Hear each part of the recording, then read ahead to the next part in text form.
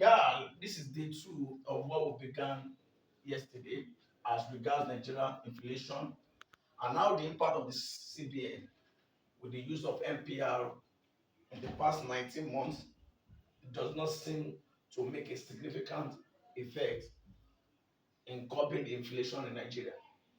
The breaking news of yesterday stated that inflation had risen to 36.4%, unlike what we had in October, which was 33.88%. Now, if you look at the CBN MPR, that's the monetary policy rate, May this year was about 24%. Now, September, it rose to about 27%. Now, what that simply means that the CBN have been making a lot of effort to ensure that inflation is curbed. So, what this one simply means is that as the figure moves from 24 to 27, inflation is expected to drop from this 33% downward. Unfortunately, what you experience was an increase in inflation. That means simply means that NPR have not made much effect on in curbing inflation in Nigeria. And this has gone further to buttress my point a few days ago that Nigerian inflation is actually structural. In other words, there are a lot of factors that are responsible for Nigerian inflation, which include the removal of subsidy, transportation costs, and floating of the naira because we are mono economy.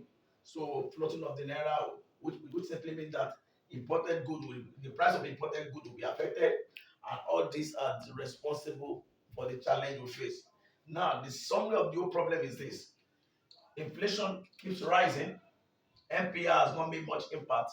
So the CBN will have to do away with this or take a control of it to a minimum measure and focus more on the fiscal policy of this Ministry of Finance so they can work together. But what that simply means that the Ministry of Finance will need to reduce all taxes. Majority of the taxes are not effective as far as inflation is concerned. You cannot continue to increase tax and at the same time expect inflation to drop at this level. So inflation, the transportation costs need to be dropped. Energy costs must be reviewed.